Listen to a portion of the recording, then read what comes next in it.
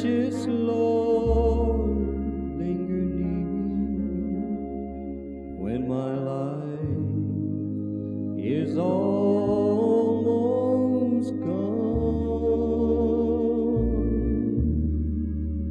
Hear my cry, hear my call, hold my hand lest I fall.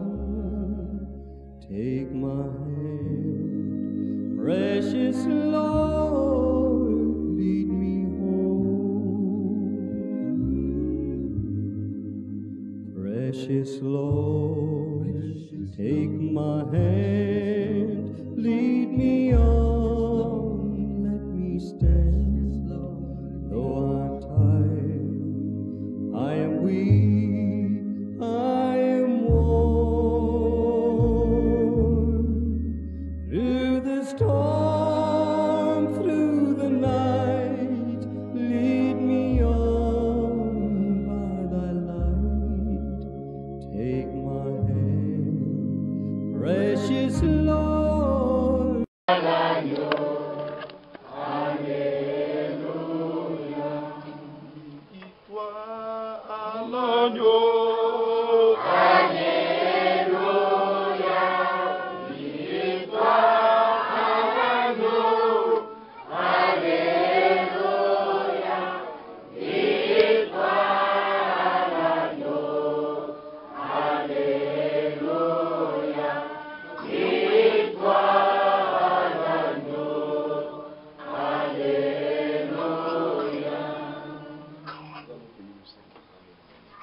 Notre précieux Père Céleste, ce matin encore nous sommes dans la joie de pouvoir avoir cette occasion de t'exprimer véritablement ce que nous ressentons face à ce que tu as fait pour nous. Amen. C'est avec joie et Amen. Amen. Que véritablement nous avons exposé véritablement nos remerciements au travers de tous ces cantiques, parce que réellement tu le mérites et l'adoration doit être réservée exclusivement à toi, parce que tu es le véritable Dieu. C'est une grâce que tu nous fais de pouvoir avoir cette opportunité de marcher dans le chemin où nos pères ont eu la grâce d'être conduits. C'est toi qui t'es révélé à eux dans leur temps, lui accordé la grâce de pouvoir t'appartenir. Aussi, tu nous veux pour être à toi.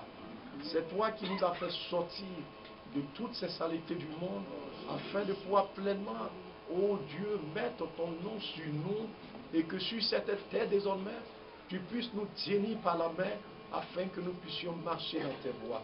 Ce matin, nous sommes à tes pieds. Nous crions à toi de tout notre cœur, parce que nous ne savons où aller, Seigneur, sans toi. Nous invoquons ta divine main de grâce. Alors que nous sommes devant ta sainte face, nous crions à toi pour que des cieux, tu puisses encore te révéler dans nos cœurs, pour nous instruire dans ta volonté, et que notre vie ici-bas ne soit pas d'après des imaginations, des pensées, mais que Père Céleste, nous recevons la grâce de ta part, de marcher à la clarté de ta face. Fasse-lui ta lumière sur notre chemin, pour que nous n'ayons pas à tâtonner comme des aveugles long du mur, mais recevant de ta part la grâce de nous laisser conduire par toi, de marcher à ta suite, toi le véritable berger. Bénis ton peuple ce matin, manifeste ta grâce, attendris nos cœurs, dispose-nous à pleinement, Seigneur Dieu, t'accepter comme notre sauveur personnel, et que vivons sur cette terre, notre vie ne soit pas une vie de vanité, mais que nous recevons la grâce d'être conduits par l'Éternel. Guéris ce matin, oh les malades parmi nous, console les cœurs affligés, répands ta visitation, fortifie les faibles, accorde la délivrance et soutiens tous tes serviteurs afin que ton Saint-Nom soit glorifié. C'est au nom de notre Seigneur Jésus-Christ que nous t'avons prié. Amen. Amen. Nous sommes à nouveau reconnaissant notre Dieu pour la grâce et le privilège, voyez, que nous avons encore ce matin de pouvoir nous tenir là et d'avoir cette opportunité de pouvoir encore chanter, voyez, des cantiques à l'honneur de notre Dieu.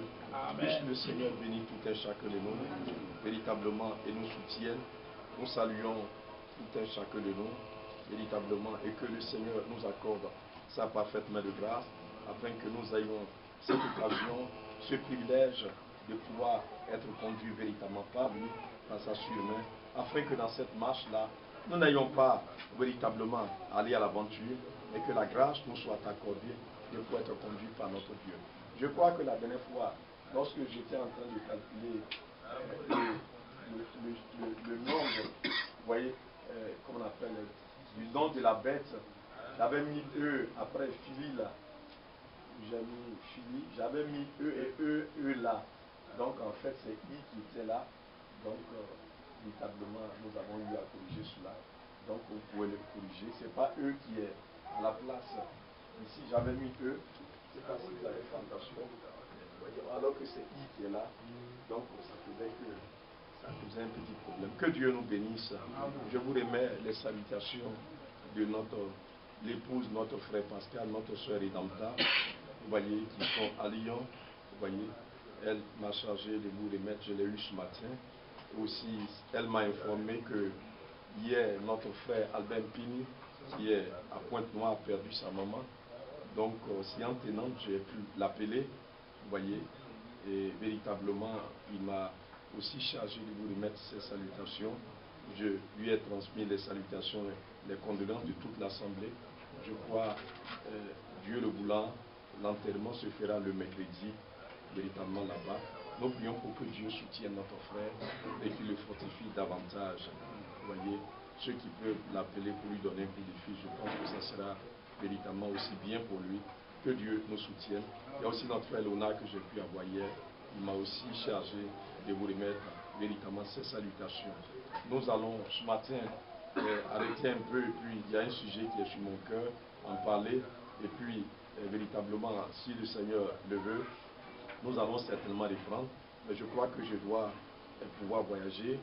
Je devais aller au Ghana, mais je ne peux pas partir. Vous voyez, on a un homme qui est décédé, on doit véritablement faire la levée du corps, mais comme je dois partir à Abidjan pour aller véritablement faire répondre à un rendez-vous, certainement la semaine prochaine ou bien la semaine qui viendra d'après, vous voyez, prier pour que Dieu puisse véritablement conduire cela et que son nom soit glorifié. Nous allons nous tenir debout et nous allons lire là véritablement dans le livre de Jean, 1 Jean chapitre 4.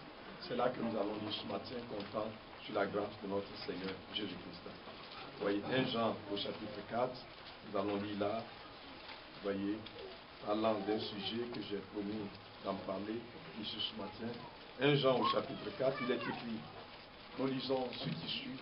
Il dit ceci: bien-aimés, n'ajoutez pas foi à tout esprit, mais éprouvez les esprits pour savoir s'ils sont de Dieu. Amen. Car plusieurs faux prophètes sont venus dans le monde. Reconnaissez à ceci l'Esprit de Dieu. Tout esprit qui confesse Jésus-Christ venu en la chair est de Dieu. Et tout esprit qui ne confesse pas Jésus-Christ n'est pas de Dieu. C'est celui de l'Antéchrist. L'Antéchrist, dont vous avez appris la venue et qui maintenant est déjà dans le monde. Alléluia. Amen. Nous allons prier le Seigneur. Notre précieux Père Céleste, ce matin encore, c'est toi qui nous fais l'honneur de pouvoir nous tenir là devant ta sainte face. Nous te bénissons pour la grâce que tu nous accordes de pouvoir pleinement avoir l'opportunité de lire encore ce matin cette portion des Écritures. Seigneur, c'est ta parole à toi. Il n'y a que toi qui l'as conçue, qui l'as pensée. Et véritablement, nous prions pour que la parole qui sort de toi, comme la pluie qui tombe sur la terre, lorsqu'elle tombe, il y a une but qui est visée. C'est de pouvoir faire germer la sémence qui est enfouie dans la terre. Amen. Non seulement la faire germer, mais qu'elle puisse aussi, oh Dieu, produire du fruit. Alléluia. Afin que celui qui la cultive, la terre, puisse véritablement être bénie. Aussi, ta parole à toi est cette sémence-là. Nous crions à toi que pleinement le but soit atteint. Puisses-tu être agissant encore ce matin, afin que ta parole puisse faire germer en nous la sémence divine, la glorieuse sémence surnaturelle, afin que en nous soit manifesté le caractère divin. Amen. Bénis-nous, Amen. assiste-nous, fortifie-nous. Oh, Jésus. Au nom de Jésus-Christ. Alléluia. Amen. Amen. Amen. Il est vraiment important de pouvoir nous rendre compte de la grâce que Dieu nous offre, véritablement en ces derniers temps de la fin, l'opportunité qui nous est vraiment manifestée alors que nous sommes encore sur cette terre. Dieu accorde le privilège à chacun de nous de pouvoir avoir cette occasion d'être conduit par lui. Mais vous voyez comme, véritablement, quand la pluie tombe, vous faites bien attention, quand la pluie tombe, regardez là dans Apocalypse, je crois, cela est écrit là, vous voyez, Apocalypse au chapitre 22, il est écrit ceci, il dit, verset 10, chapitre 22, verset 10, il dit, il me dit, ne scelle point les paroles de la prophétie de ce livre, car le temps est proche. Que celui qui est injuste soit encore injuste. Que celui qui est souillé se souille encore. Que le juste pratique encore la justice. Et que celui qui est saint se sanctifie encore. Voici, je viens bientôt. Et ma rétribution est avec moi. Pour rendre à chacun selon ce qu'est son œuvre. L'œuvre, c'est ce que votre vie produit. Quand vous prenez l'œuvre d'une plante, d'un maïs qu'on a semé, c'est ce qui sort. Donc regardez très bien dans la nature, quand vous faites un peu attention, quand la pluie tombe sur la bonne sémence, c'est-à-dire la bonne sémence, par exemple le paysan, il va pour aller s'aimer le maïs. Ça, c'est ce qu'il veut. Il sait pourquoi il le fait. Mais à côté de cela, ce que lui a sémé, il y a aussi des mauvaises sémences qui sont enfouies dans la terre. Leur but, c'est de combattre cette sémence qui est bonne. Donc, quand la pluie tombe, chacun germe. Et quand chacun germe, la sémence qui est en vous, c'est le fruit que vous arrivez à porter. C'est pourquoi vous pouvez voir sur la terre la nature de chacun être manifestée. Parce que nous sommes arrivés à la fin de la fin des temps. Donc chaque sémence doit produire selon son espèce. C'est vrai que la parole de Dieu, quand le temps favorable arrive, vous voyez les paysans, ils sortent la sémence et ils s'en vont pour s'aimer.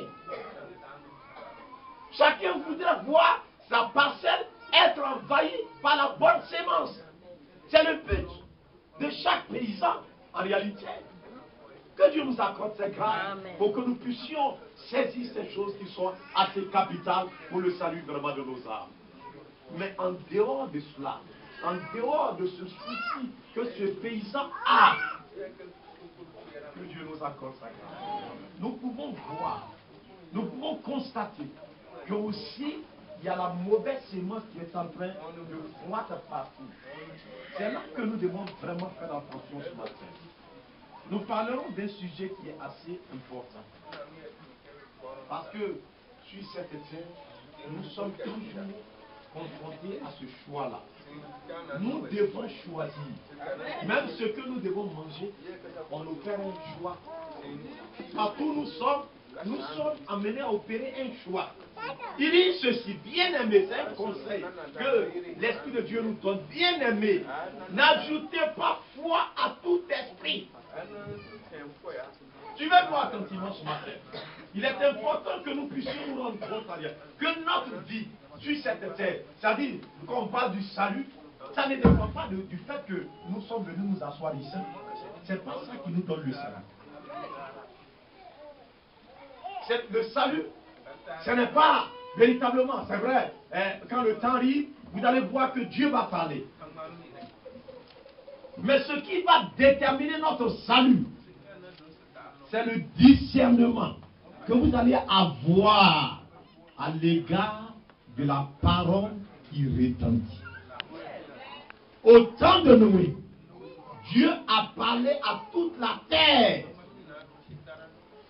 Donc les gens, quand ils ont entendu la parole, les gens ont pensé que Noé était en train de plaisanter. Suivez attentivement dans les Saintes Écritures.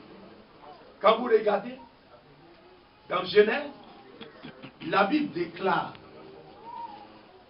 si vous faites bien attention, que Lot, on peut le lire, vous allez voir, je crois que c'est dans Genèse au chapitre, Genèse chapitre, véritablement, Genèse chapitre 19, regardez bien à verset 14, Genèse chapitre 19, verset 14, suivez là. Lot sortit et parla à ces gens qui avaient pris ses filles. Vous suivez bien? Bon, on va lire verset 12. Verset 12 d'abord. Les hommes disent à Lot, qui as-tu ici? À qui as-tu encore ici? Jean, fils, fille, et tout ce qui t'appartient dans la ville. Fais-les sortir de ce lieu. Ils ont dit à Lot, tout ce que tu aimes, tes enfants, tes gens, tes beaux, tout ce que tu aimes là, va leur dire qu'ils n'ont qu'à sortir. Il faut tout faire pour les faire partir. Ils n'ont qu'à évacuer rapidement. Parce que la situation était, le jugement était imminent. Car nous allons détruire ce lieu. Parce que le cri contre les habitants est grand devant l'Éternel. L'Éternel nous a envoyés pour le détruire. Lot sortit et parla à ces gens qui avaient pris ses fils. Ses filles, levez-vous, dit-il, sortez de ce lieu, car l'Éternel va détruire la ville. Vous voyez, la parole a retenti. Dieu a fait connaître sa volonté, ce qu'il va faire, ce qui va se passer. Dieu n'a rien caché. Ils étaient dans la cité où le jugement devait se produire. Donc Dieu leur a parlé. Mais suivez attentivement leur réaction. Il dit, bien-aimé, n'ajoutez pas foi d'emblée à tout esprit, mais éprouvez les esprits. Car l'Éternel va détruire la ville. Mais aux yeux de ces gens, il parut plaisanter. Donc quand ils ont entendu la parole, qu'est-ce qu'ils devaient faire? Et c'est la grâce que Dieu a donnée à tout homme. C'est le discernement. C'est de prouver. Si vous n'avez pas cela, vous êtes un homme mort sur la terre. Je ne sais pas si vous comprenez bien. C'est vrai. Quand même, un homme, il est au volant, il est en train de conduire. Tout le temps que vous le voyez, il est assis là, il ne parle pas. Mais il est en train de discerner la route. Ici, il y a un trou. Quand il y a un trou, il y a une réaction qu'il doit avoir. Parce que il y a véritablement devant lui, il y a des choses que vous ne voyez pas. Il y a le frein, il y a l'accélérateur, il y a véritablement. Donc, il est là et puis ses pieds sont en train de jongler. En voyant, il discerne, il opère. Là, il y a un trou. Ici, la voie est bonne. Il y a un véhicule qui est en train de venir en face. Un carrefour. Je peux rapidement sortir. Tout cela, il discerne et puis il agit. Mais s'il a fait un faux discernement, frère, il est mort. Il y a un gros camion qui vient en face. Et puis rapidement, il pense qu'il peut faire une manœuvre. Il n'a pas eu le discernement juste. Le gros camion va l'écraser. Le danger qui est sur la terre, c'est que le terrain aussi est occupé par l'ennemi. C'est pourquoi, en période de guerre, C'est le discernement qu'il faut avoir. Quand on va au front, les soldats vont au front, il ne faut pas être distrait. Il faut pouvoir discerner. Alléluia. C'est ça. Un soldat qui est distrait, vous n'avez pas vu la dernière fois à Grabo, des soldats qui sont au front. Ils savent que l'ennemi, lui aussi, il guette. Et puis à un moment donné, on dit c'est vers 2 heures du matin. Ils étaient relâchés. Ils étaient couchés là. Il y en a même où les trouver avec leurs copines. Ils sont au fond là. Ils sont avec leurs copines. Ils les voient là-bas. Et puis ils causent ensemble. Que Dieu nous accorde sa grâce. Et c'est en ce moment-là que l'ennemi les a surpris. Quand l'ennemi te surprend, il t'abat. Donc quand il allait leur rapporter la parole, ces anges-là parlaient de la part de Dieu. Dieu était resté avec Abraham. Et c'est lui qui les envoyait à Sodome. Donc ce n'était pas les pensées de l'autre, c'était la parole de Dieu. Et il fallait pouvoir discerner. Mais comme ils étaient au milieu, suivez bien mes amis. Comme ils étaient au milieu de ce peuple-là, et qu'ils ont tellement pris ces habitudes-là. C'est ça souvent qui nous tue sur la terre. On est tellement butié à la manière de faire des gens du monde, leur manière de se comporter, leur manière de se marier. Quand ils ont besoin de se marier, il y a une manière, nous allons arriver à tout à l'heure, leur manière véritablement d'aller à l'église. On est tellement habitué à ça qu'on n'a plus le discernement. Que Dieu nous accorde sa grâce. Donc ils ont dit, ah ben le vieux. Ah bon? Donc, qu'est-ce qui va se passer? Il aura quoi? Tu dis quoi? Le feu. Ah, d'accord, d'accord. Mais tu ne vois pas cette belle cité-là. Tu ne vois pas tout ce qui est fait là. Il y a les sapeurs-pompiers, si le feu tombe. Mais ça, avec les d'œil, ils ont éteint le feu. Bon, donc, tu veux prendre tes filles alors?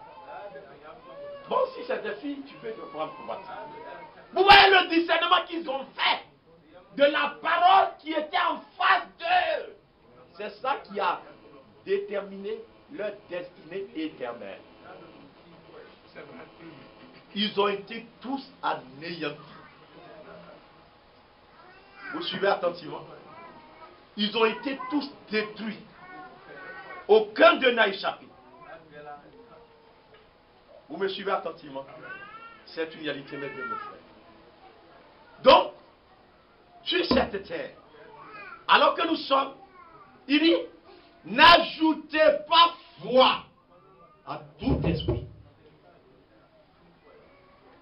La première des choses, c'est que sur cette terre, vous êtes quotidiennement amenés à rencontrer des gens.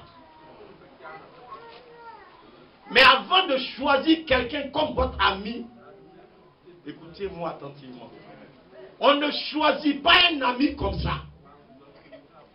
On ne prend pas quelqu'un comme ça, comme ami, comme camarade. On ne le fait pas. Si vous le faites dans la légèreté, vous allez en assumer les conséquences.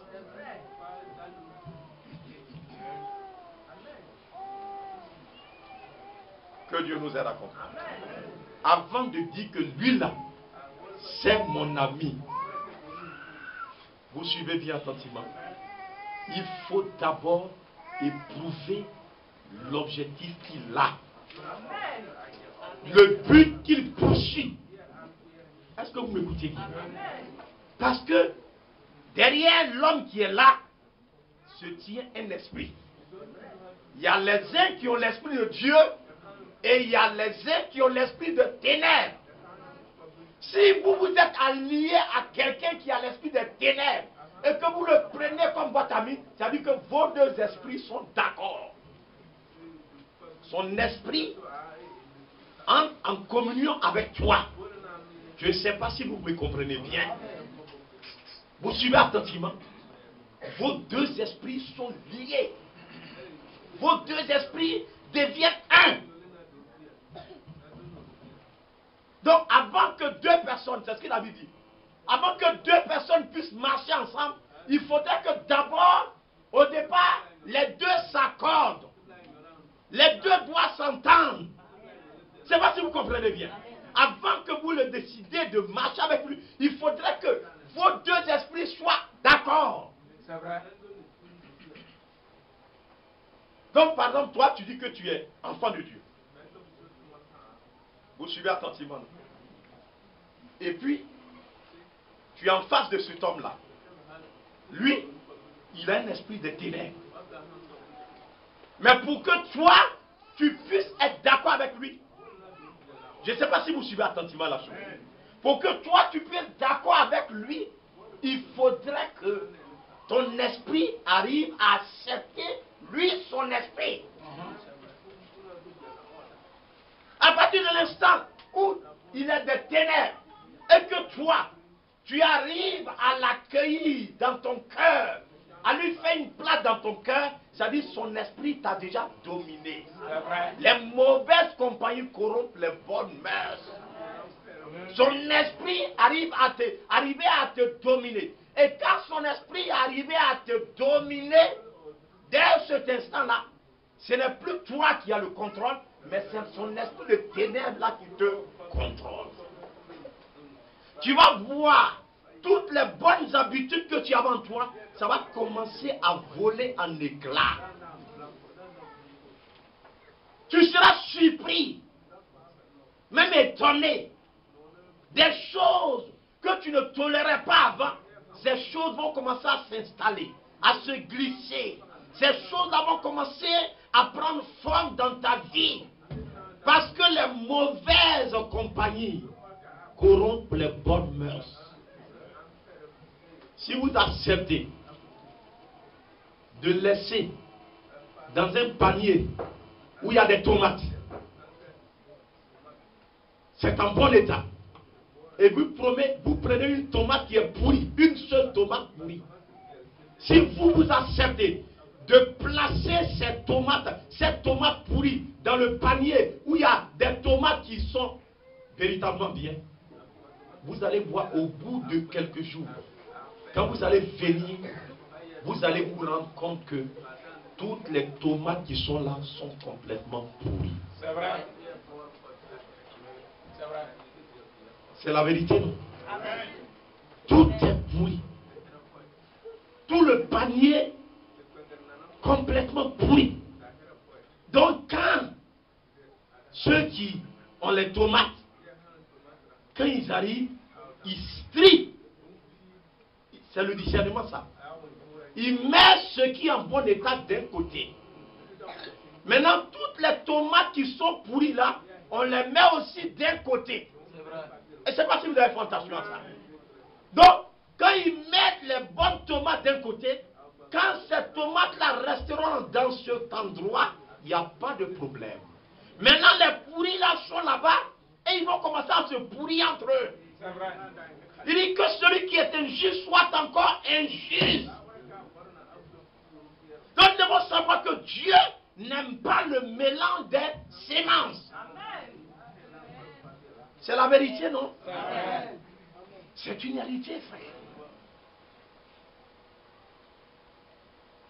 Donc, notre vie sur cette terre dépend du discernement que nous faisons de cette vie-là. Quand quelqu'un est devant vous, vous devez discerner le but qu'il a dans son cœur. Quel est l'objectif que cette personne poursuit? Je vais vous donner des exemples. Dans la Bible, vous allez voir. Regardez dans Genèse. La dernière fois, nous l'avons lu. Regardez Genèse. Genèse au chapitre, véritablement 11. Genèse chapitre 11. Suivez-la attentivement. À partir du verset, véritablement. Genèse chapitre 11. Verset, véritablement, 3 et 4. Il dit, dont les gens ont décidé en ce temps-là de bâtir une tour. Il dit encore, allons, bâtissons-nous une ville et une tour dont le sommet touche le ciel. Vous suivez attentivement. attentivement, non? Voici leur objectif. Voici ce sur quoi ils se sont entendus. Et faisons-nous un nom. On n'a qu'à se faire un nom sur la terre. On n'a qu'à faire que, après nous, c'est de nous qu'on va parler. Les hommes vont parler. Même quand on est là, les hommes vont nous applaudir. Ils vont parler de nous.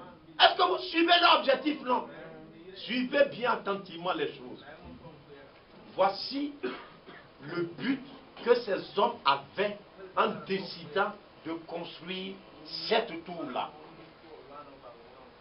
Donc, avant de venir te joindre à eux, il faut d'abord connaître leur but, l'objectif qu'ils ont en eux, ce qu'ils veulent atteindre.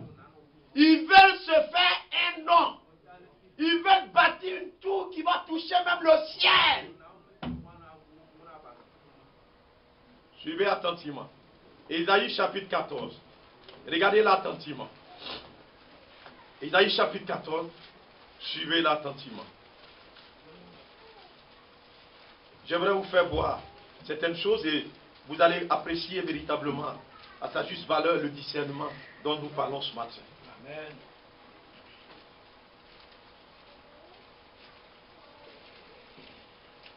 Il dit ceci.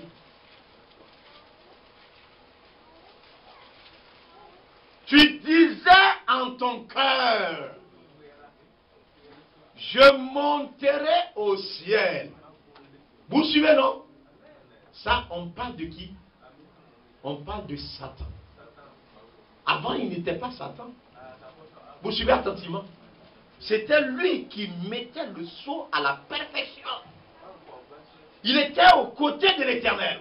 Mais à un moment donné, dans son cœur, tu disais dans ton cœur. Donc quand il était là, il a commencé à planifier. Quand il a vu comment Dieu est adoré, comment Dieu est glorifié, comment Dieu est, il a commencé à dire dans son cœur. Ce n'était pas encore sorti. Hein? Vous suivez attentivement, non? La chose n'était pas encore sortie. Mais c'était la chose qu'il voulait atteindre, le but qu'il veut. Donc, regardez, quand vous marchez avec un homme, regardez-le attentivement. Regardez, écoutez les paroles qui sortent de sa bouche. Regardez les gestes qu'il fait. Vous allez voir ce qui est caché en lui. Amen. Amen.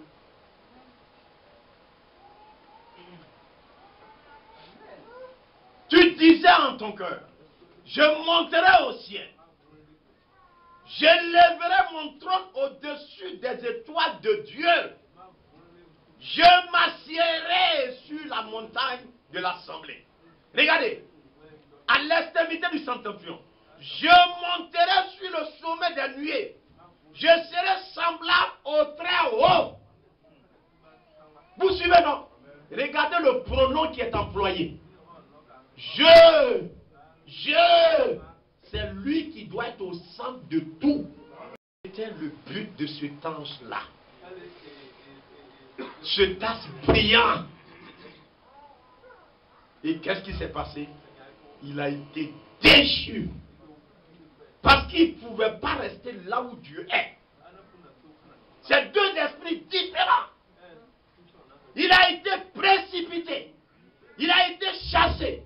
Donc pour pouvoir faire ce travail, il a réussi à convaincre d'autres anges. Il allait les voir.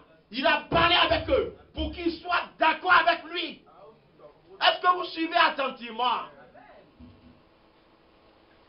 Et ils se sont reliés à sa cause. Lui, il est devenu maintenant Satan, le diable. Et puis maintenant, les autres là sont devenus des démons autour de lui. Il travaille avec eux. Vous suivez attentivement. Que Dieu nous accorde sa grâce. Donc voilà le but que cet ange-là, cet ange brillant qui mettait le sceau à la perfection, voici le but qu'il avait dans son cœur. Il voulait être semblable à Dieu. Mais souvenez-vous d'un fait. Ésaïe chapitre 42. Nous l'avons vu ici la dernière fois. Vous ne verrez jamais perdre de vue cela. Il dit ceci, verset 8. Je suis l'Éternel. C'est là mon nom. Vous connaissez ce que veut dire éternel? C'est ce qui n'a ni commencement ni fin. C'est-à-dire tout ce que vous voyez là. Il y a eu un commencement. Un jour vous allez voir, ils sont en train de bâtir une tour, une maison. On coupe les prix et puis on est en train de bâtir. La même manière que vous avez vu qu'ils étaient en train de bâtir, un matin vous allez voir, quand le temps va commencer à passer, vous allez voir ça va tomber en ruine. Et puis un matin, vous êtes là, si ça dure du tout, il n'y a pas d'entretien, ça s'écroule. Ça tombe. Et puis ça disparaît comme si rien n'avait existé.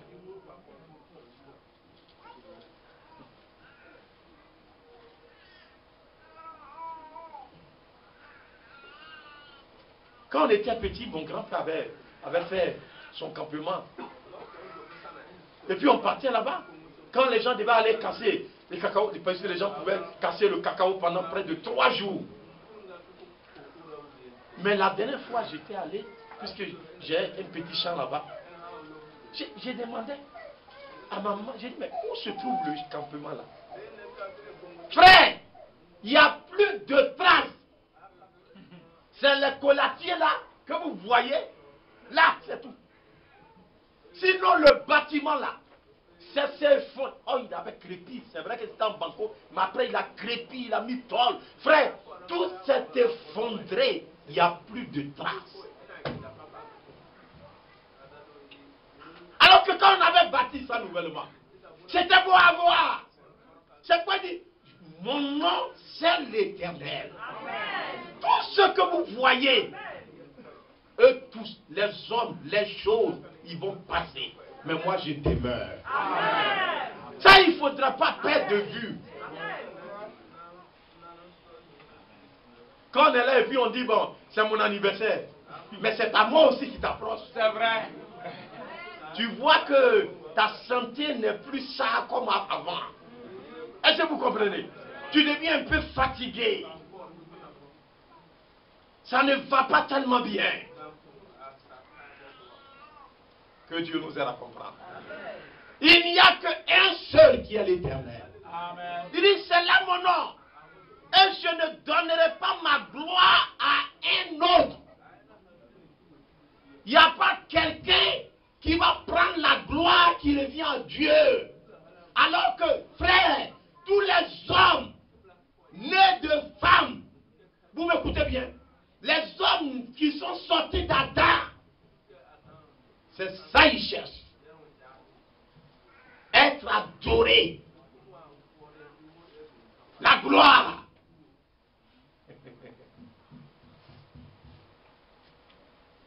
Donc quand les gens ils viennent comme ça, les politiciens, quand ils viennent, je me souviens bien quand le président Feguei, il était venu ici. Et puis, à un moment donné, il est sorti de la voiture. Et puis il fait comme ça. Il fait comme ça, et puis il rit. Il fait comme ça. Il fait comme ça, et puis il rit. Et puis les militaires sont là. Et puis il rit. Il rit. Et puis il fait comme ça. Il a salué. Il est venu devant. J'étais chez Frère Kofi là. Et puis il a fait sa main comme ça. Et puis nous aussi on a fait comme ça. Il est content.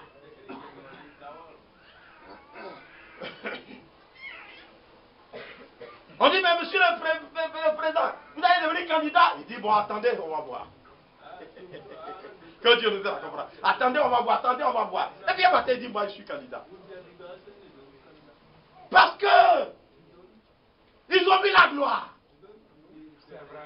On déroule le tapis rouge. Il marche dessus. On l'escorte. On lui donne tous les honneurs. Il ne peut pas accepter d'aller s'asseoir. Il faudrait que lui, il y en a qui ont dit, regardez en Algérie, il y a le président Abouladi Bouteflika, il ne peut même pas marcher pour aller là jusqu'à chez Frère Franck. Mais on dit à l'élection, il dit il est candidat encore. Que Dieu nous a compris. Bon, là il va battre campagne en avion, c'est possible aussi. En hélicoptère. Vous m'écoutez bien? Mais je me demande qu'est-ce que les hommes cherchent sur la terre. Il faudrait que lui, il meure au pouvoir. Il est à son 4e mandat. Il faudrait qu'il meure au pouvoir. Mais pourquoi? C'est à cause de la gloire. Mais Dieu dit, moi, je ne vais pas donner cette gloire à quelqu'un. Ils n'ont qu'à tout faire. Les gens n'ont qu'à les aduler. Les gens n'ont qu'à les applaudir. Mais regardez la fin. La fin d'une chose vaut mieux que son commencement. C'est pourquoi, quand vous êtes là, examinez les mobiles de votre cœur. Amen. Amen. Qu'est-ce que vous cherchez? Qu'est-ce que vous voulez? Regardez ça. Éprouvez vous-même.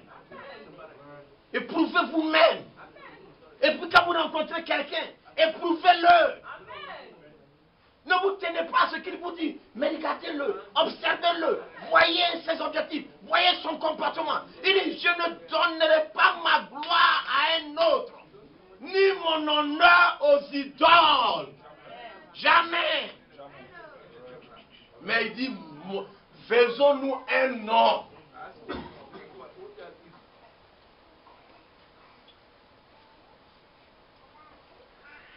Faisons-nous un nom. On n'a qu'à se faire un nom.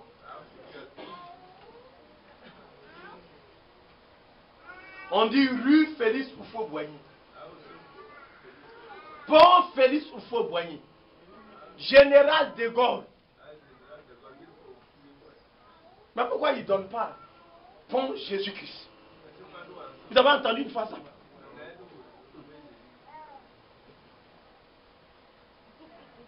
Mais pourquoi? Posez-vous la question. Les gens veulent laisser leur nom. Ils ne veulent pas que leur nom soit effacé. Ils veulent qu'on continue de parler d'eux, de leurs enfants, leurs descendants, leurs familles. C'est d'eux on doit parler. Les autres on doit les oublier. Et ils doivent massacrer les autres pour qu'eux ils règnent.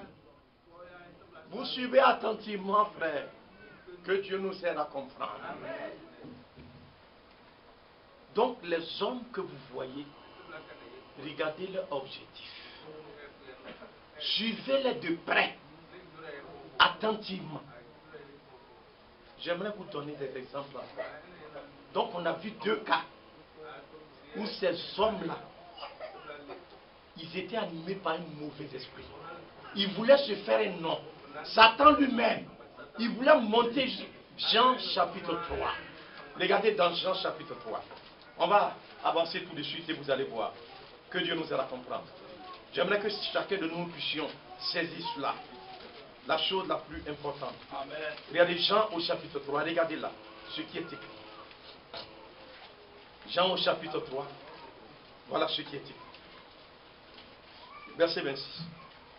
Il va trouver Jean. Elle lui dit, Rabbi, celui qui était avec toi, au-delà du Jourdain, à qui tu as rendu témoignage, voici il baptise, et tous vont à lui. Alors que nous, on sait que c'est toi qui l'as baptisé. Hein? Il est venu vers toi, on était là. C'est toi qui l'as plongé dans l'eau. Et maintenant, c'est vers lui que tout le monde s'en va. On ne voit pas quelqu'un autour de toi. Vous suivez bien attentivement nos frères. C'est pourquoi, regardez bien. Quand quelque chose vient de Dieu, suivez-moi attentivement. Vous devez comprendre cela.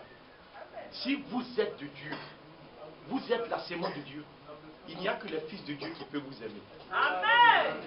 Vous ne serez jamais aimés sur cette terre. Vous n'allez pas pouvoir comprendre. Mais les gens, quand ils vous voient, ils sont jaloux. Ils ne veulent même pas vous sentir. Ils veulent même que vous disparaissiez. Souvent, quand vous leur demandez, ils ne savent pas expliquer. Mais ils ont la haine noire dans leur cœur contre vous. Mais c'est parce que vous êtes de Dieu, frère. Amen. Alléluia. Amen. Que Dieu nous accorde ça. Vous suivez attentivement. Jean répondit, un homme ne peut recevoir que ce qui lui a été donné du ciel. Amen. Amen. Vous suivez bien. Donc vous devez comprendre. Avant que nous soyons sur cette terre, Dieu nous a alloué une portion. Et c'est la portion qui nous a été allouée que nous pouvons recevoir.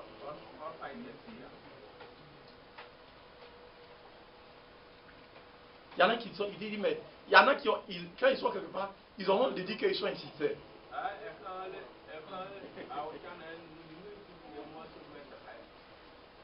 Est-ce que vous comprenez bien? Ou bien il y en a, il a honte de dire que s'il est cuisinier, il a dit que. Et puis il y a un monsieur qui est arrivé, il dit que, bon, il est chez les préfets là. Je dis, mais monsieur, j'inscrivais son enfant. Je dis, mais monsieur, quel travail vous faites? Il dit, moi je suis technicien de surface. Ça c'est quel gros mot? Vous voyez ça, non? C'est après, on m'a appris qu'il est su chez préfet.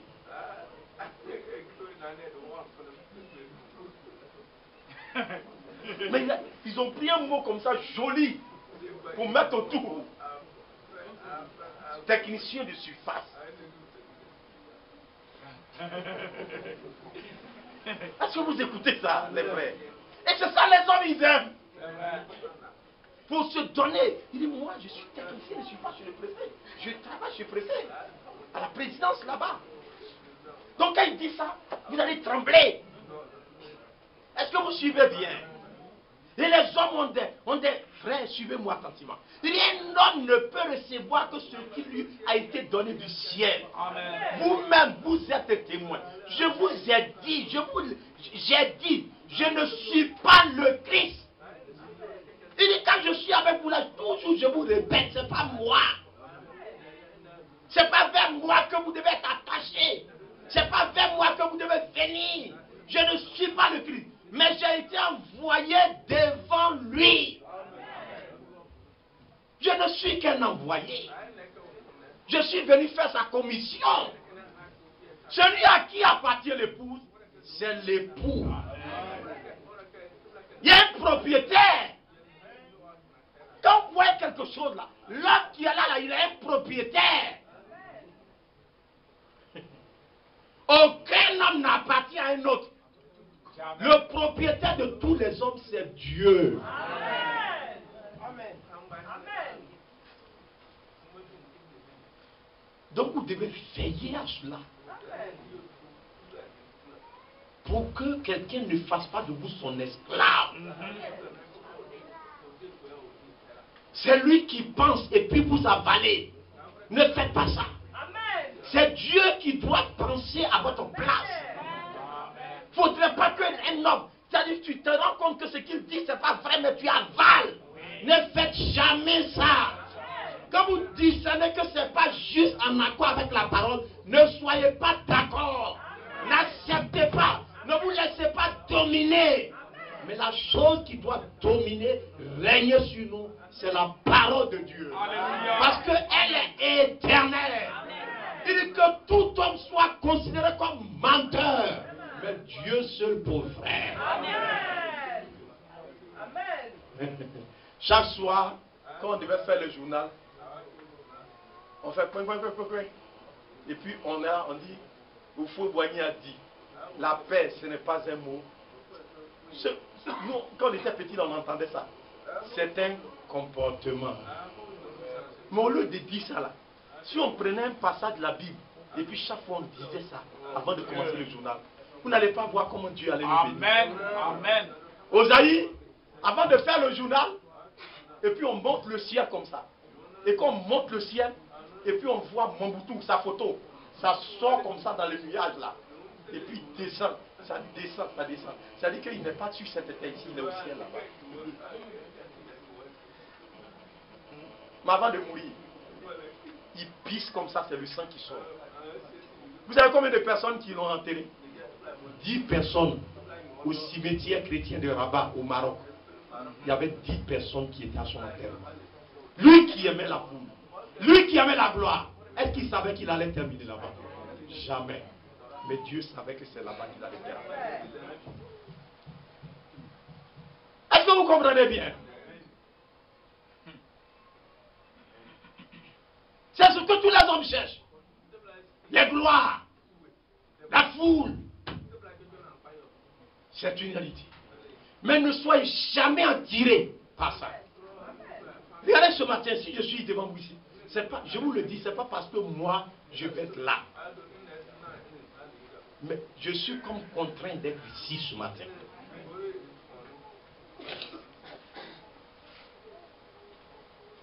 Il m'est très difficile de pouvoir parler en public.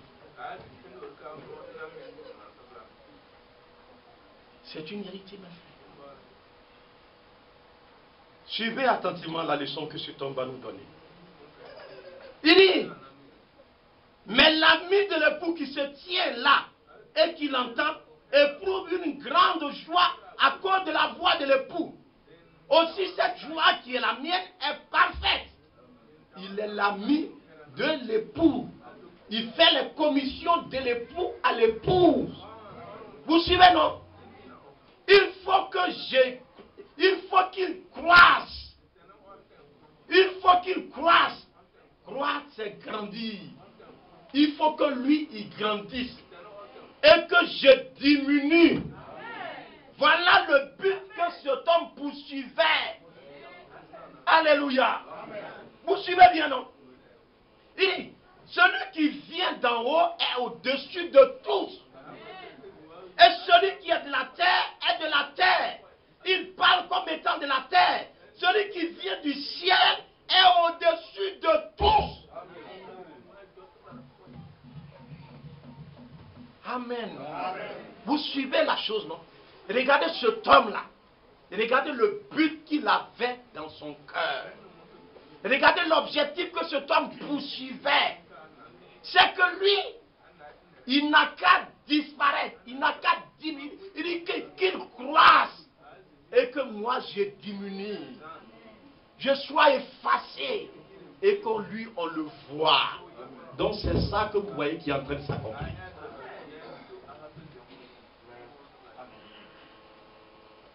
Vous voyez, vous suivez attentivement. Il dit que celui qui veut être le plus grand parmi vous soit le serviteur de tous. Mais est-ce qu'on accepte de faire ça? Non. Personne ne va accepter de faire ça. Donc les hommes que vous voyez sur la terre, il faut pouvoir discerner l'esprit qui est dans la personne. Regardez, on en vient maintenant. Quand on doit choisir une épouse,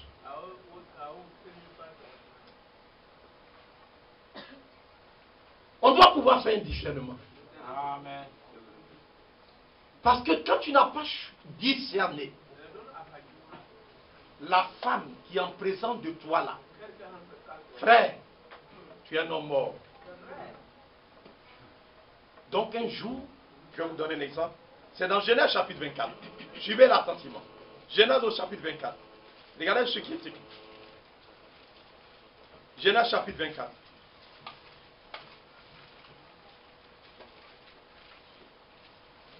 Verset 7. L'Éternel, le Dieu du ciel, qui m'a fait sortir de la maison de mon père et de ma patrie, qui m'a parlé et qui m'a juré en disant, je donnerai ce pays à ta postérité. Lui-même enverra son ange devant toi. Amen. C'est lui.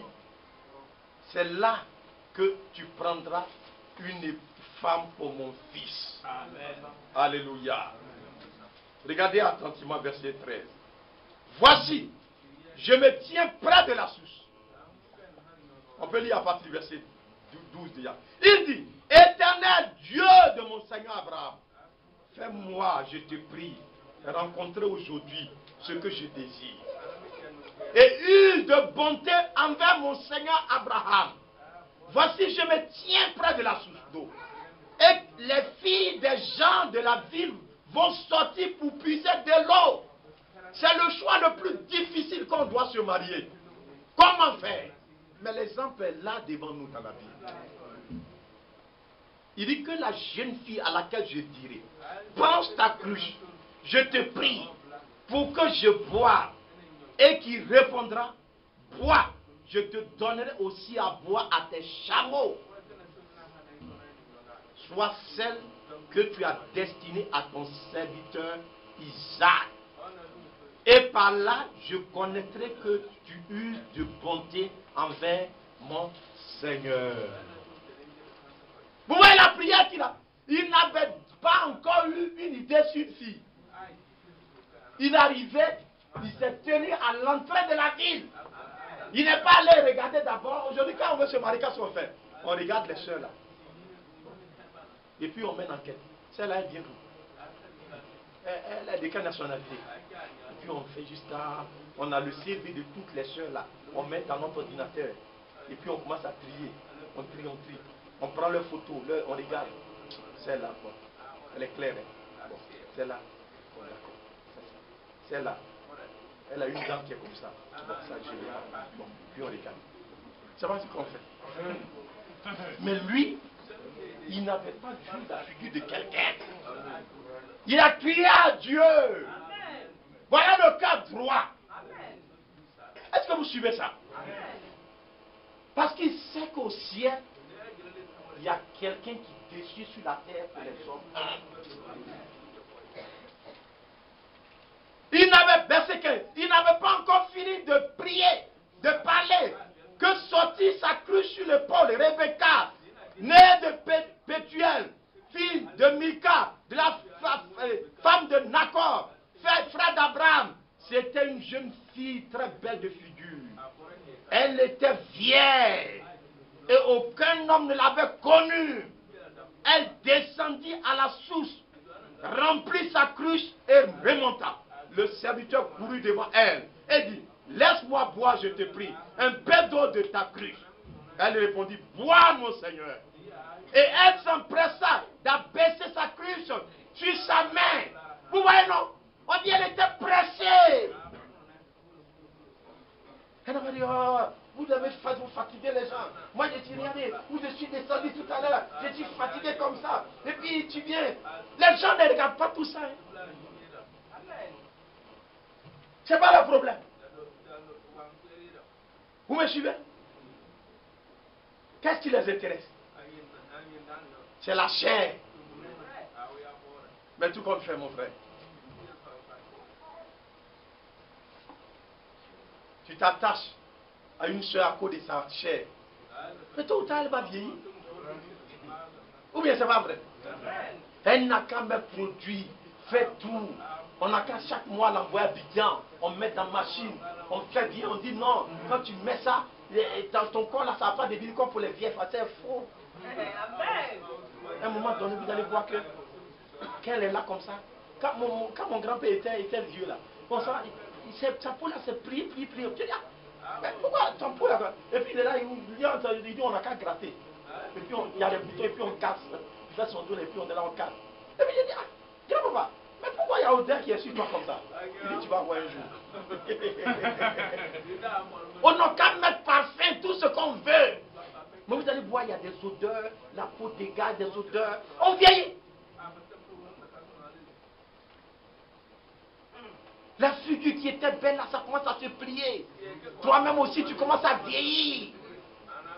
La peau qui était lisse, ça commence à se relâcher. Vous voyez ça? Frère! Quand le temps commence à passer, c'est la vertu qui agit maintenant. C'est vrai. La vertu, c'est le caractère divin que Dieu place en ses enfants. Quand vous allez acheter une pièce originale là, l'original là, il y a une marque qu'on met dessus. Quand le mécanicien voit, il dit non, ça c'est adaptable, ça c'est l'original. Donc celles qui n'ont pas les filles, les jeunes filles, elles sont venues s'asseoir là. Elles ne se sont pas laissées habiter, imprégnées par Dieu. Elles n'ont pas la vertu. C'est la beauté physique qui est au dehors. Mais quand elles vont venir dans la maison là, c'est là leur nature va se manifester. Un peu seulement elle est fâchée. Elle peut faire un mois. Elle ne parle pas à son mari. Alors qu'un homme normal, une femme normale, si elle a fait quelque chose à son mari, automatiquement, l'Esprit de Dieu doit la reprendre. On dit que le soleil ne se couche pas sur votre colère. C'est pas comme on ne peut pas se fâcher, on est des hommes après tout. Vous comprenez bien? On peut se fâcher. Mais l'Esprit de Dieu va te reprendre pour dire ce que tu as fait, c'est pas normal. Si c'est l'homme qui a fait, l'Esprit de Dieu va le reprendre. Il mettra de l'or. Il va demander pardon. Parce que Dieu ne voudrait pas qu'une saleté reste dans notre vie. Mais il y en a, il faut garder. Le monsieur va demander pardon. Elle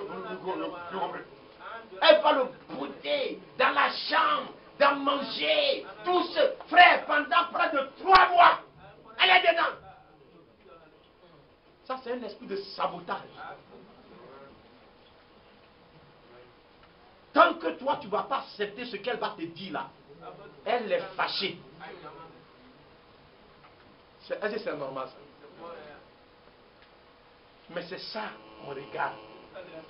Alors qu'il faut voir la vertu. On dit, elle se pencha.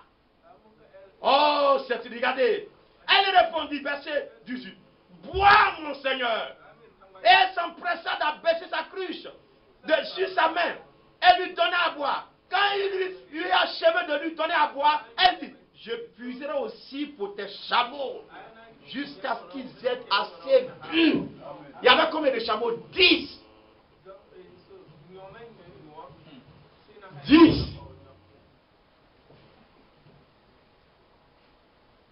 Un chameau peut boire une barrique. Regardez les tours. Il y avait une cruche, hein, elle a mis sur son épaule. C'est un petit canari. Regardez les tours qu'elle a eu à faire. Si c'est vous, vous allez tenir. Vous n'allez pas vous fâcher. Non, je suis fatigué. Moi, dis-moi, je ne peux plus continuer. Mais elle était une femme vertueuse. Est-ce que vous voyez là? Vous voyez comment il a éprouvé? Il a demandé, il dit, non seulement quand je vais lui demander à boire, il faudrait que tu lui révèles qu'elle doit aussi donner à boire au chameau. Pour moi, c'est évident parce que moi, je ne peux pas boire même toute la quantité de la cruche. Mais le chameau, dès que tu envahis, il a avalé sa corne. C'est pas fini. C'est fini.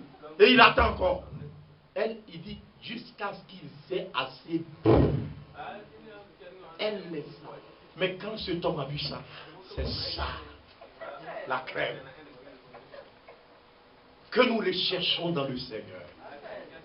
Donc, vous voyez un tel Bobby, une telle femme, dans un foyer. Regardez ce qui s'est passé. Quand cette femme est rentrée dans le foyer d'Isaac, vous ne voyez pas ce qui s'est passé? C'est là que la promesse s'est accomplie. Les patriarches sont nés. C'est pas vrai? Jacob est né. Après Jacob, il y a eu les 12 patriarches.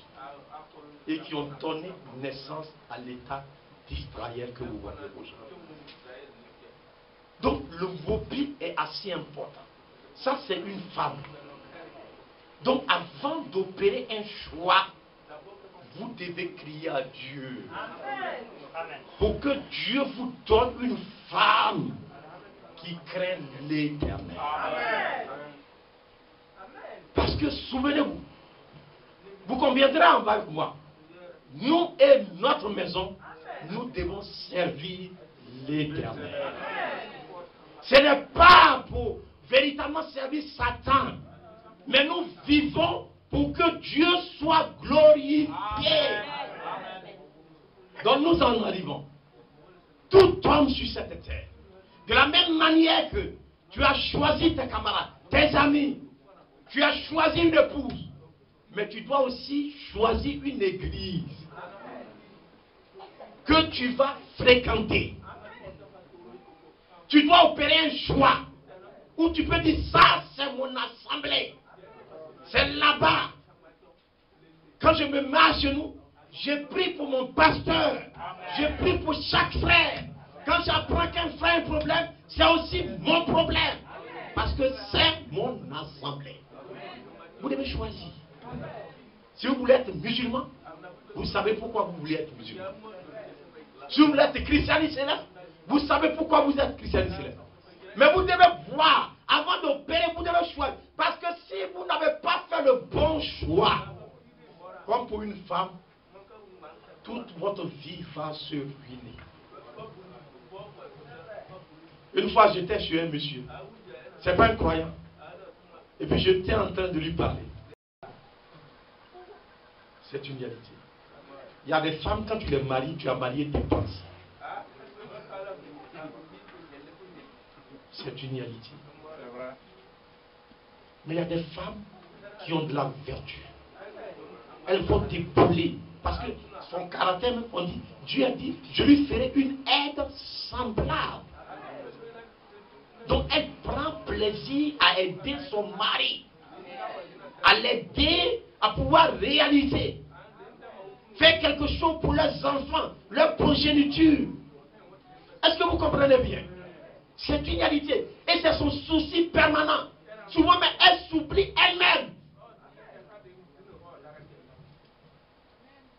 Comment faire pour que leur maison, la paix du Seigneur soit dans leur maison? Ce n'est pas toutes les femmes qui ont cette souci. Demain, il était là, il dit oui, ça c'est vrai. Vous m'écoutez bien. J'ai dit, mais une telle femme, tu ne peux pas trouver Dieu comme ça quelque part. Donc si Dieu te donne la grâce d'avoir une telle femme, il ne faut pas aller voir une femme au dehors et puis vouloir la chasser comme un poulet. Quand elle va partir, la bénédiction qui est avec elle, elle partira avec ça. Et l'autre qui vient là, c'est la malédiction qui va venir. Il dit, tu ne sais pas ça? Nos parents même qui n'étaient pas croyants, ils ne prennent pas femme comme ça. Hein? Vous n'avez pas fait attention?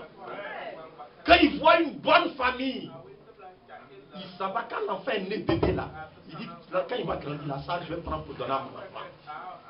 C'est pourquoi avant il n'y avait pas trop de problèmes. Parce que la femme là, qu'elle est née là, si elle est dans leur famille, ils ont une bonne moralité, elle naît dans cet esprit-là.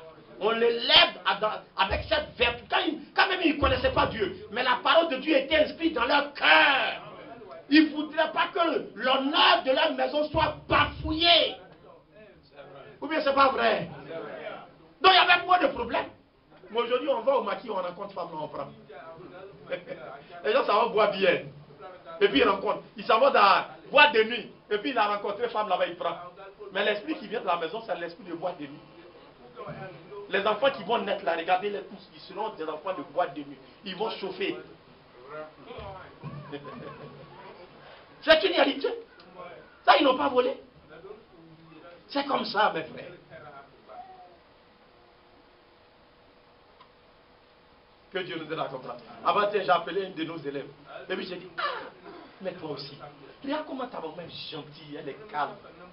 Mais pourquoi tu as pris tout ce qui est mauvais dans ton papa là? Non seulement tu lui ressembles, mais son mauvais caractère. Pourquoi tu fais ça? Tu ne veux pas ressembler à ta maman un peu? Elle a commencé à rire. Frère, c'est une réalité. Que Dieu nous accorde cette grâce. Regardez, je vous parlerai de l'église de Jésus-Christ. Apocalypse chapitre 12. Nous avons lu ça la dernière fois. Suivez attentivement. Apocalypse chapitre 12.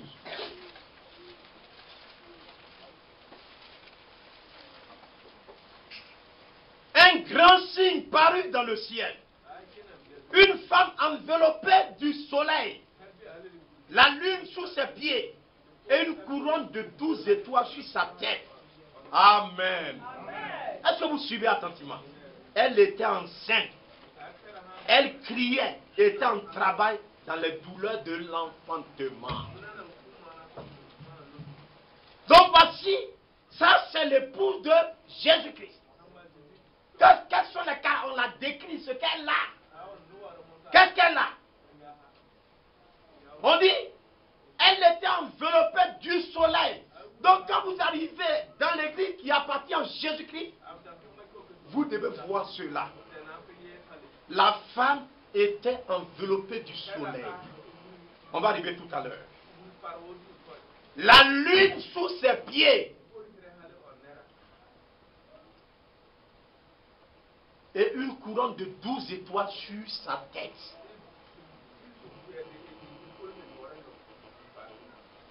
C'est ce que l'Union européenne a essayé d'imiter. Au départ, quand ils étaient en train de faire, et qu'est-ce qu'ils vont mettre sur l'euro? Mais c'est ça, ils ont fait.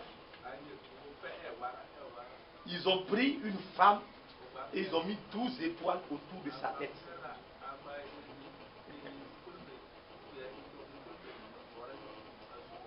Pensant qu'ils vont pouvoir arriver à imiter ça, mais ce n'est pas vrai. La femme qu'ils ont pris là, ce n'est pas d'elle dont on parle ici. On va voir ça tout à l'heure. Mais cette femme-là, la lune là, c'est le symbole de l'Ancien Testament. C'était en bas. La Bible déclare dans Éphésiens chapitre 2, nous sommes fondés sur le fondement des apôtres et des prophètes. Maintenant, le soleil là, c'est le Nouveau Testament. Dans l'Ancien Testament, c'était comme l'ombre. On parlait, par exemple, dans le tabernacle.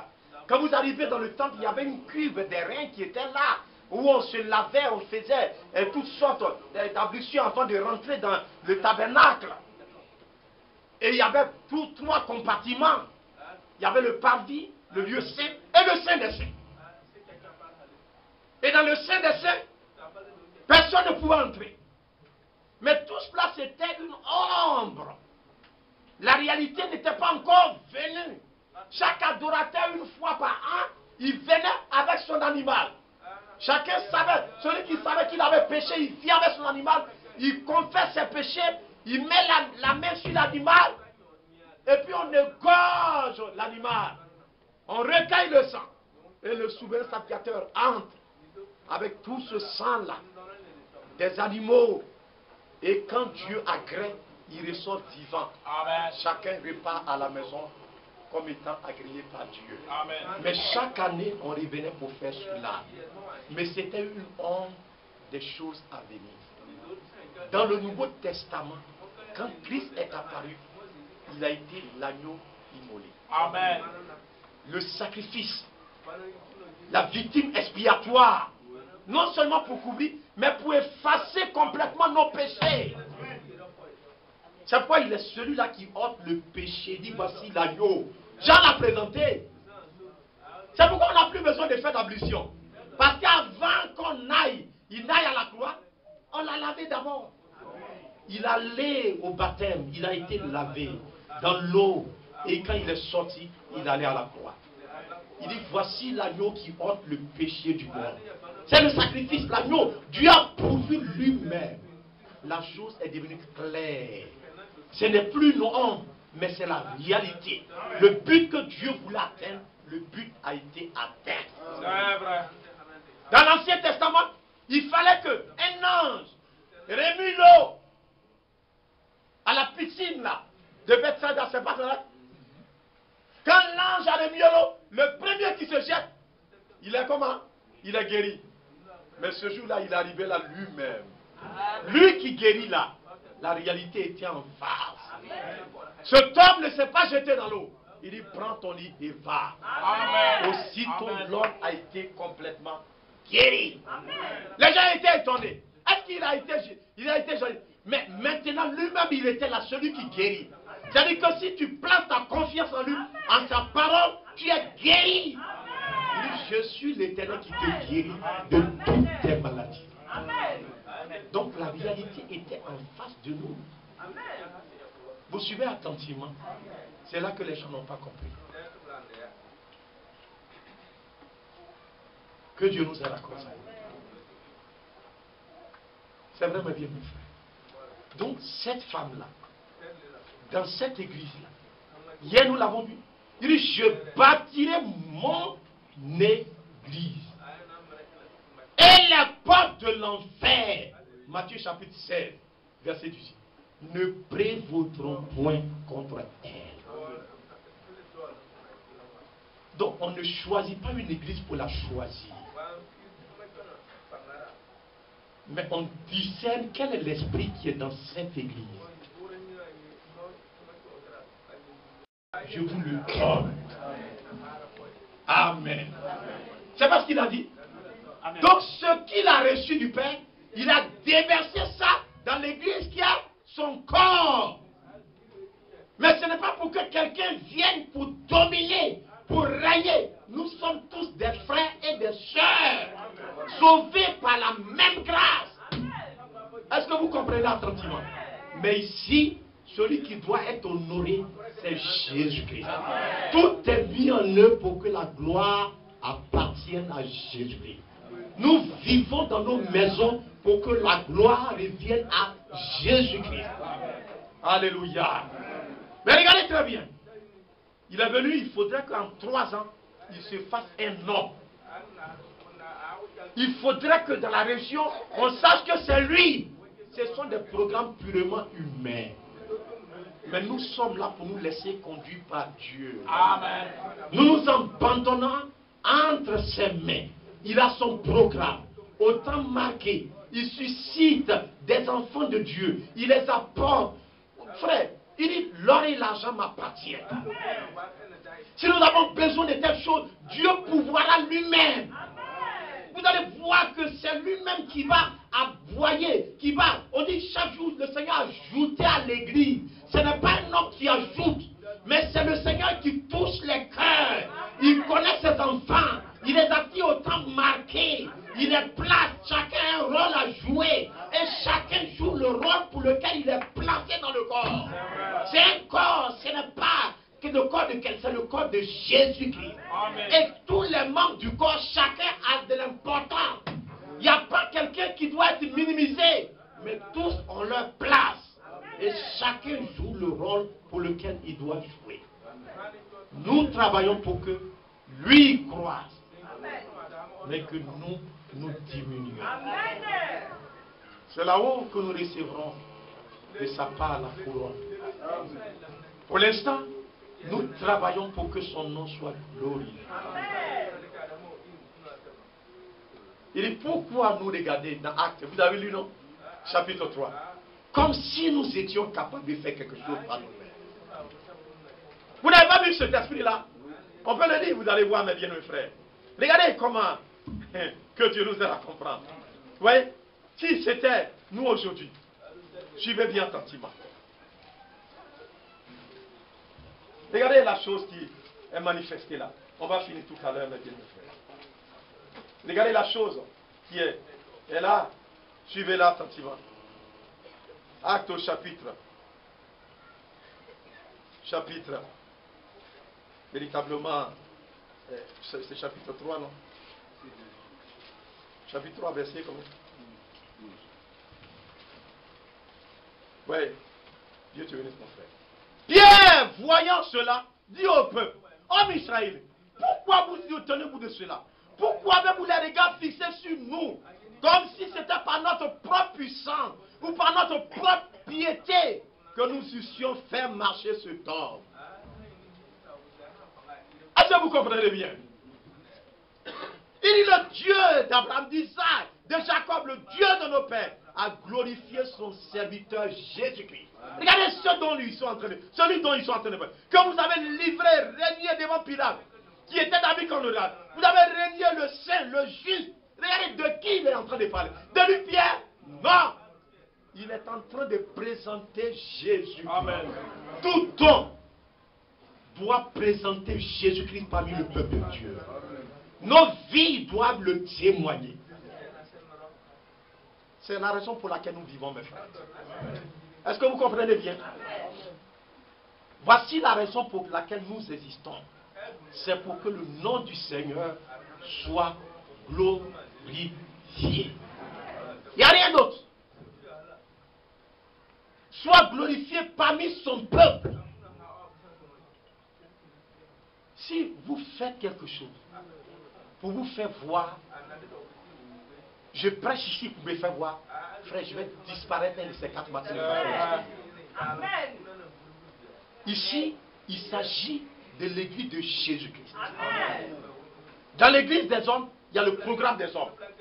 Il y a l'association des femmes. Il y a les femmes des pasteurs. Il y a les jeunes, l'association des jeunes. Ils n'ont rien à voir avec le ciel. Ils ne connaissent pas Jésus-Christ. Pourvu qu'il a écrit son nom. Est-ce que vous comprenez bien? Que Dieu nous accorde sa grâce. Mais ici, le but que Dieu poursuit, c'est que Christ habite dans chaque cœur. Et que quand vous vous tenez quelque part, ça soit dans le nom du Seigneur Jésus-Christ. Quand il y a un malade que vous priez, il faudrait que ça soit dans le nom du Seigneur Jésus-Christ. Alléluia. C'est une réalité, mes bien, mes frères. C'est la vérité, frère.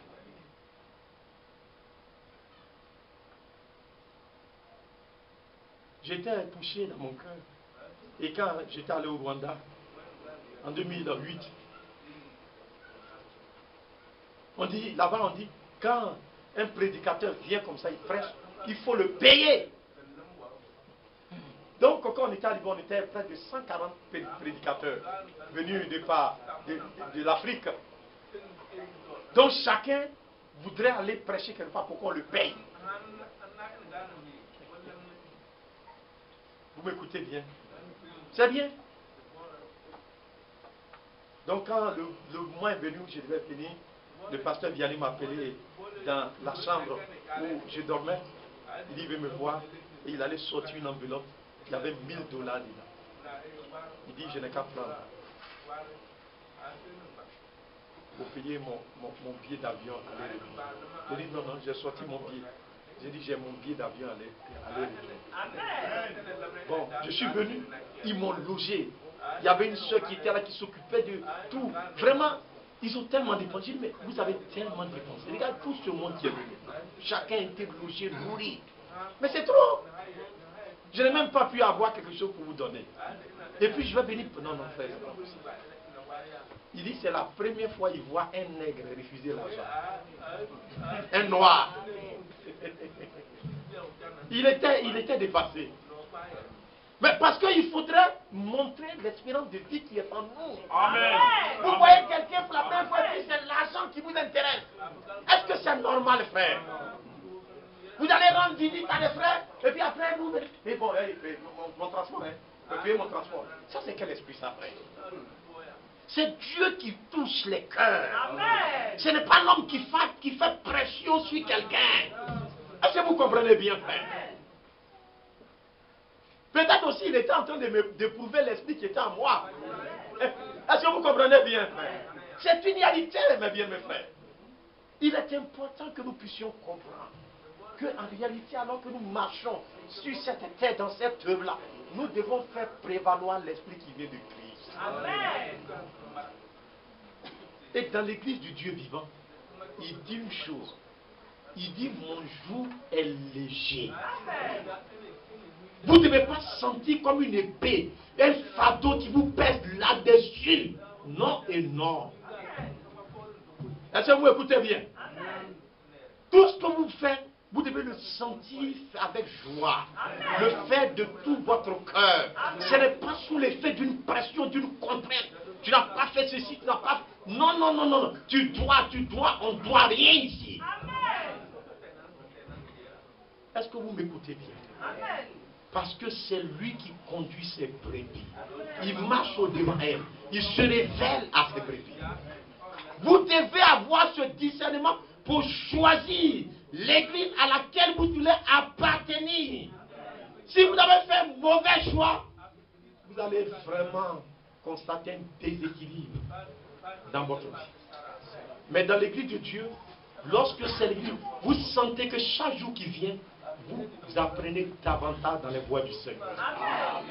Tout ce qui arrive, ça vous édifie, ça vous fortifie, ça vous rapproche de Dieu, ça vous amène à chercher plus les voies du Seigneur, ça vous amène à fuir le péché et à vous approcher du Dieu vivant. C'est le but que le Seigneur poursuit. Que nous avons de progrès en progrès. Amen. Mais dans l'église qui n'est pas de Jésus-Christ, vous serez découragés. Regardez dans Apocalypse chapitre 17. Nous l'avons vu la dernière fois. Il dit, verset 3, il me transporta en esprit dans un désert. Je vis une femme assise sur une bête. Il y a une femme. Ce n'est pas la même femme, hein? Mais là, c'est une femme qui est assise sur une bête écarlate, pleine de noms de blasphème. Est-ce que vous suivez ça? Faisons-nous un nom. Ils veulent laisser leur nom partout, partout, partout, partout. Vous arrivez dans partout. Regardez, tous les cas, avant qu'on ne fasse lotissement dans un quartier, les bons terrains, ils ont pris ça. Regardez ici, là. Avant que les gens ne viennent, ils sont venus construire une cam. Ils ont pris, on a coupé. Derrière là, vous n'avez pas vu? Ils ont déjà pris. Jackson Jabba, ils sont venus depuis longtemps. Ils savaient qu'on devait lotir. Ils ont coupé, ils ont pris. Vous arrivez dans toutes les villes, les bons coins, ils ont tout pris. Parce que la terre, c'est pour eux. Il faudrait qu'ils se fassent un nom. Suivez bien attentivement. Plein de noms de blasphème, ayant sur sa tête 10 cornes. Cette femme était vêtue de poupe. Hein, regardez son habillement. Elle était vêtue de poupe, d'écarlate, préparée d'or, de pierres précieuses. Vous suivez ça, non?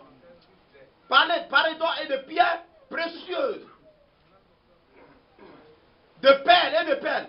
Elle tenait dans sa main une coupe d'or remplie d'abominations et des impuretés de sa prostitution.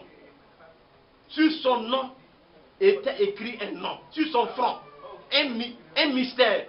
Babylone. Ça vient de Babel. Est-ce que vous comprenez bien? La grande, la mère des impudiques, des abominations de la terre. Et je vis cette femme ivre du sang des saints. Ce n'est pas l'église de Jésus-Christ. Elle va tuer les saints. C'est une église. Mais c'est l'église de Satan. Est-ce que vous suivez attentivement? C'est l'église de Satan. Tout ce que vous voyez, c'est des abominations. C'est des choses antiscripturaires. Que Dieu nous aide à comprendre. Donc, sur cette terre, vous devez avoir le discernement. Vous ne devez pas aller là parce que vous voyez quelqu'un, on dit c'est un pasteur, vous rentrez là-bas. Non, frère, ne faites jamais ça dans votre vie. Vous devez discerner l'esprit qui est dans le pasteur, l'esprit qui est dans les gens que vous fréquentez. Parce que l'esprit qui est dans le pasteur, cet esprit-là se communique. C'est vrai. Ce matin, j'ai appelé la femme de notre frère, Pascal, notre soeur rédempta, à Lyon, pour la saluer. Puisque le frère n'est pas là, il est parti en voyage. Je voulais voir si elle se portait bien avec les enfants. Mais quand elle a commencé à parler, je pensais que c'était le frère. De toute façon, le frère Pascal parlait exactement. Amen. Donc, au départ, j'ai dit bonjour ma bien-aimée soeur. Donc quand j'ai entendu la voix, frère, je pensais que c'était le frère. De toute façon, il dit amen, amen. C'est comme ça que la soeur fait. Que Dieu nous aide à comprendre. J'ai dit, mais c'est pas possible. C'est ça. C'est vrai. Si votre pasteur n'a pas le Saint-Esprit, vous n'allez jamais gagner le Saint-Esprit. C'est la vérité. Ça, c'est vrai. S'il est charnel, vous resterez charnel. C'est la vérité. S'il aime la politique, vous serez tous des politiciens. C'est vrai. Ça, c'est vrai. S'il aime Dieu, vous allez aussi aimer Dieu. C'est la vérité. S'il aime le monde, vous allez aimer le monde. C'est vrai. S'il aime les femmes, c'est les femmes que vous allez commencer à chercher. Ça, c'est vrai. S'il boit pour tout coup, vous allez boire pour tout. C'est vrai. C'est comme ça que ça se passe. Donc quand vous rentrez, vous arrivez quelque part et puis quelqu'un dit, le pasteur, causez 2 minutes avec lui. Une fois, j'étais avec frère et puis il y a un pasteur qui est venu. Non, j'étais j'étais chez la maison. Il est venu, il dit, bon, il vient d'arriver, donc il a appris que je suis là, il est venu me saluer. Quand il est venu, il dit, oh, moi, j'étais au cadre. moi, j'ai fait ça. Lui là, c'est mon enfant dans le Seigneur. Il a commencé à parler. J'ai dit, ah, Dieu vous bénisse. Nous, on est ici, on fait notre petit bonhomme de chemin. C'est tout ce que j'ai dit. Ah, vraiment, le Seigneur. J'ai dit, mais c'est que vous êtes un grand. Il dit, oh non, il y a longtemps, nous, on est dans le ministère. Il fait comme ça. Que Dieu nous la comprendre. Donc un jour j'ai pris mon frère, comme il est venu me saluer, j'ai dit bon, allons le saluer. Et quand on est parti, et puis il dit il veut parler. Il dit mais dans Joël, le sauterelle, le dialecte, les gaz, il a commencé, il veut expliquer, frère, c'est du mensonge. Il dit, vous voyez le dialecte, bon, lui, le pasteur qui était là, il a fini. Moi je suis venu, j'ai un autre ministère. Vous voyez donc, le souterrain il est parti, le dialecte maintenant. J'ai dit après, je suis dit, frère, pourquoi les gens ils aiment mentir comme ça? Ce que tu ne connais pas, tu veux. Et ça là, il va aller dire ça aux gens là-bas. Les gens sont là-bas, ils vont applaudir, ils vont danser, ils vont applaudir, alors qu'ils sont en train de mentir. Frère, c'est comme ça que ça se passe. Le prêtre il vient là. C'est ce qu'on lui a appris. Avant de venir prêcher là, il a les livres de philosophie de Nietzsche. Il s'en lit jusqu'à il bosse. Il vient sur la mort. Il dit la mort. Nietzsche a dit. Calmement ça dit la mort. Et puis il parle. Oui, prêtre là, il comprend français. C'est la philosophie. Il n'y a rien de Dieu là-dedans. Et les gens sont là-bas là. Hier, j'ai appelé la petite sœur de notre sœur, elle est en France. Notre sœur Gladys. Je l'appelais puis je les exhortais un peu. Je dis mais il faut trouver un coin d'adoration pour adorer, mais il faut faire attention. Il y a des... Il dit oui, moi je sais, ici là c'est catholique, c'est vrai que quand tu vas même les prêtres là, tu racontes leur... Je dis il faut faire attention. Que Dieu t'aime. Vous comprenez bien non? C'est vraiment dommage et malheureux. Il faut pouvoir trouver un endroit où tu sens que ton âme est restaurée. David a dit, l'Éternel est mon berger. Je ne manquerai de rien. Il me conduit vers les verts pâturages. Il restaure mon âme. Si vous avez une telle assemblée, regardez, quelle que soit la difficulté auquel vous serez confrontés, la direction viendra toujours de la part du Seigneur. Quand il dit qu'il ne peut pas laisser son peuple dans la confusion, il marchera au-devant de nous. Sur cette terre, quand nous aurons des besoins, Dieu pourvoira. Il nous guidera parce que c'est lui le Créateur. Quand nous crierons en lui, il nous entendra. Il nous exaucera. Quand vous allez crier à Dieu, vous allez voir que Dieu va vous parler. Il va vous guider, il va vous conduire. Vous allez expérimenter que Dieu est bon. Amen. Il dit, regardez ce que l'apôtre Paul, je lis ce dernier passage, excusez-moi, et puis on va terminer. Il dit, Hébreux chapitre 6, regardez bien. Il dit, quoi que nous parlons ainsi. Vous voyez, verset 9. Il dit, quoi que nous parlons ainsi, bien-aimés, nous attendons pour ce qui vous concerne les choses meilleures. Amen. Et favorables au salut. Voilà le but que nous désirons.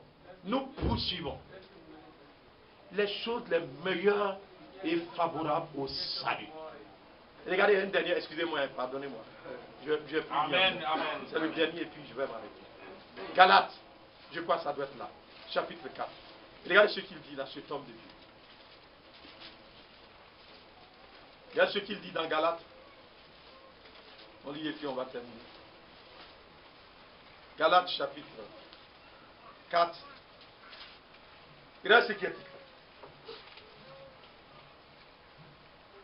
Verset 19. Il dit, mes enfants pour qui j'éprouve de nouveau les douleurs de l'enfantement jusqu'à ce que Christ soit formé en vous. C'est le but que nous poursuivons dans l'église de Dieu vivant. C'est pourquoi vous avez vu la femme là. On dit qu'elle était enceinte. C'est la parole que nous devons recevoir dans notre cœur. Et nous tombons enceinte de Christ. C'est lui l'époux. Il y a un fils qui doit sortir. Un nouveau-né. Il dit, ce n'est plus moi qui vis, mais c'est Christ qui vit en moi. Il est né de nouveau. Donc vous allez voir que quand vous recevez la parole, vous tombez enceinte. Et Christ, il est formé en vous. Ce n'est plus vous qui vous guidez, mais c'est Christ. C'est pourquoi la femme était enceinte, là, vous voyez. C'est le fils mâle. Christ qui doit sortir de l'église. De chaque vie. c'est lui qui doit surplomber. C'est lui qu'on doit voir. Toutes les vies doivent le glorifier. Quand vous rencontrez un frère, vous voyez que sa vie glorifie le Seigneur. Amen. Sa vie parle de lui. Sa vie rend témoin de lui. C'est une réalité, mes bien, mes frères. Il est important que nous puissions comprendre que nous avons besoin de faire un choix. N'ajoutez pas foi à tout esprit. Éprouvez les esprits. Les mauvaises compagnies, ça corrompt les bonnes mœurs. Ne vous laissez pas influencer par aucun homme, qui qu'il soit. Mais laissez-vous influencer par l'esprit qui vient du ciel. Et cet esprit vient pour descendre dans les fils de Dieu. Donc quand vous parlez avec quelqu'un, quand vous le regardez, vous pouvez voir quel esprit qui règne en lui, qui plane sur lui. Tout ce qui vient de Dieu est pur, prégnant. Que Dieu nous aide à comprendre. On va se tenir debout. Nous allons prier le Seigneur. Prions ensemble le Seigneur. Précieux Père Céleste, nous te remercions pour ta grâce, l'église d'adoration. Merci pour tout ce que tu fais.